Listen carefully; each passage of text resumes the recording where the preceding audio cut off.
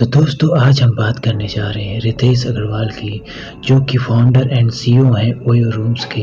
आज हम जानेंगे रितेश अग्रवाल की जर्नी से हमारी युवा पीढ़ी उनसे क्या-क्या सीखती है। हम आज की अपनी ये वीडियो शुरू कर देते हैं। मेरा नाम है विवेक और आप देख रहे हैं आपका अपना YouTube channel startup unlimited. Ritesh Agarwal का जन्म 16 नवंबर 1993 को हुआ था। रितेश अग्रवाल बचपन से ही एंटरप्रेन्योर बनना चाहते थे। वो अपना एक यूनिक स्टार्टअप शुरू करना चाहते थे। उन्होंने छोटे क्लास से ही कोडिंग सीखना शुरू कर दिया था। फिर उन्होंने अपने छोटे सी उम्र में काफ़ी सारे छोटे-छोटे काम करे, जैसे कि दुकानों में जाकर सिम बेचना।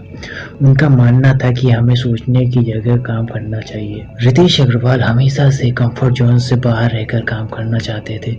रितेश अग्रवाल रायगढ़ उड़ीसा में रहते थे। वहाँ उस समय नक्सल काफी एक्टिव थे। इस वजह से वो कहीं बाहर नहीं जा पाते थे। वहाँ की लिटरेसी 20% के आसपास की थी। इसके बाद भी रितेश अग्रवाल एक अच्छे स्टूडेंट थे।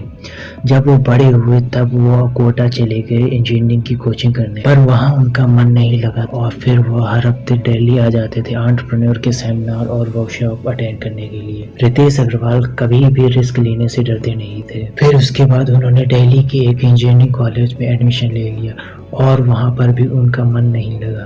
तब वो डिसाइड करे कि वो हर हफ्ते 2 दिन अपने स्टार्टअप को भी आइडिया देंगे। अगर उनके आइडिया से उनका कुछ स्टार्टअप में कुछ इम्प्रूवमेंट नहीं हुआ तो वो कॉलेज वापस आ जाएंगे। और वो दिन था, आखिरी दिन था जब वो अपने कॉलेज गए थे। फिर वो दिल्ली में घूमने लगे। फिर उन्होंने देखा कि दिल्ली में बजट होटल अच्छे रूम्स नहीं हैं। फिर उन्हें एक आइडिया आया। फिर वो एयरबीएनबी से इंस्पायर होकर उन्होंने एक कंपनी स्टार्ट करी जिसका नाम था ओरेवल। उनका हमेशा से मानना था कि हमें हमेशा कोशिश करना चाहिए। इससे यही होगा, या तो फिर हम सक्सेसफुल हो जाएंगे या फिर अपनी गलतियों से कुछ सीख मिलेगी। फिर उन्होंने थीप फेलोशिप के बारे में पढ़ा, जो कि उनको काफ़ी अच्छा लगा और उनको अपने स्टार्टअप के लिए एक अपॉर्चुनिटी भी दिखा। फिर वो थीप फेलोशिप को अप्लाई करके वो इंडिया के पहले थीप फेलो बन गए। और फिर ओरेवल स्टार्ट करने के बाद उसको अच्छा करने के लिए वो पूरी इंडिया घूमने लगे। जिसके बाद उनको ये पता चला कि इंडिया में बजट होटल की कमी तो नहीं है, लेकिन उसकी सर्विस बहुत अच्छी नहीं है, जिसकी वजह से कस्टमर को काफ़ी प्रॉब्लम फेस करनी पड़ती है। फिर इसके बाद उन्होंने अपनी कंपनी ओयो रूम, जिसका फुल फॉर्म है ऑन योर रूम्स, में सारी प्रॉब्लम्स को दूर करा।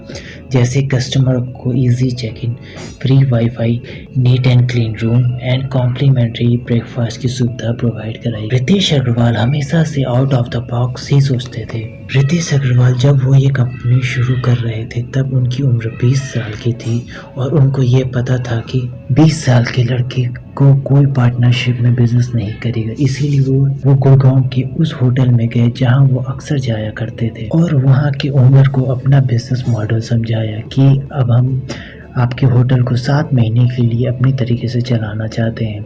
अगर होटल की ऑक्यूपेंसी 90% से ऊपर हो गई तो हम होटल के साथ पार्टनरशिप करेंगे, नहीं तो मैं चला जाऊँ। होटल ओनर को रितेश अग्रवाल का यह डील अच्छा लगा और वो उनके इस डील को मान गया।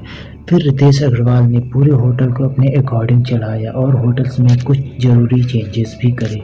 फिर उसके बाद रितेश अग्रवाल उस होटल का फ्रंट ऑफिस भी देखते थे, सेल्स भी देखते थे और ये ऐसे करते करते होटल की ऑक्यूपेंसी ऑलमोस्ट 90% हो गई। फिर इसके बाद अगल बगल के सारे होटल वालों ने ये देखकर रितेश अग्रवाल के साथ पार्टनरशिप में बिजनेस करना शुरू कर दिया। जनवरी 2013 में ओयो होटल का सिर्फ एक होटल गुड़गांव में था और अक्टूबर 2016 तक 6500 ओयो होटल हो गए 220 शहरों में। और आज ओयो रूम्स के होटल 23,000 से भी ज़्यादा है और आज ओयो रूम्स की रेवेन्यू $951 मिलियन से भी ज़्यादा है। लेकिन दोस्तों मैं आपको बता दूं, आज ओयो भले ही इतनी बड़ी कंपनी हो गई है, लेकिन एक टाइम ऐसा भी था जब रितेश अग्रवाल के पास अपने रूम रेंट देने का भी पैसा नहीं था और उनका लैंडलॉर्ड उनका सामान उनके घर के बाहर निकाल दिया था। तब उनको 3 दिन तक घर के बाहर स्टेज पे ही रहना पड़ा था। और उस समय पर भी रितेश अग्रवाल की हिम्मत टूटी नहीं, क्योंकि उनको अपने आइडिया और हार्डवर्क पर पूरा भरोसा था। इसलिए दोस्तों, टाइम कितना भी खराब आए, आप अपने आप पर भरोसा रखना और डट कर खराब समय को फेस करना, क्योंकि समय का काम है बीत जाए। तो दोस्तों, अगर आपको हमारी ये वीडियो अच्छी लगी तो इसका लाइक, कमेंट, शेयर और सब्सक्राइब करो और कमेंट में बताओ कि नेक्स्ट वीडियो आपको किस पर चाहिए। तब तक के लिए नमस्कार।